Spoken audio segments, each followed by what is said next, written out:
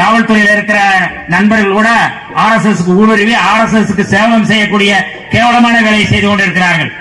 சேலத்தில் கூட நேற்றைக்கு முதல் நாள் தீவெட்டிப்பட்டியில கோவில் நுழைவுக்காக நாம் முயற்சி செய்கிறோம். கோவில் நுழையணும் அப்படிங்கறத தந்தை பெரியாருடைய கொள்கை, கோவில்ல போகணும் அப்படிங்கறத புரட்சியாளர் அம்பேத்கருடைய கொள்கை, கோயிலுக்குள்ள போகணும் அப்படிங்கறதா டாக்டர் கலைஞர்களுடைய கொள்கை, கோயிலுக்குள்ள நுழையணும் அப்படிங்கறதா பேரறிஞர் அண்ணாவுடைய கொள்கை.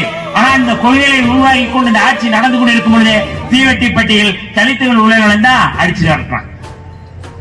இதுக்கு அங்க ஒரு எஸ்பி ஒருத்தர் அருண் கபிலன் பேரு. கோவில நுழையக்கூடாதுன்னு சொல்றவங்க கைது செய்ய உனக்கு துப்பு இல்ல, உனக்கு துணிச்சல் இல்ல.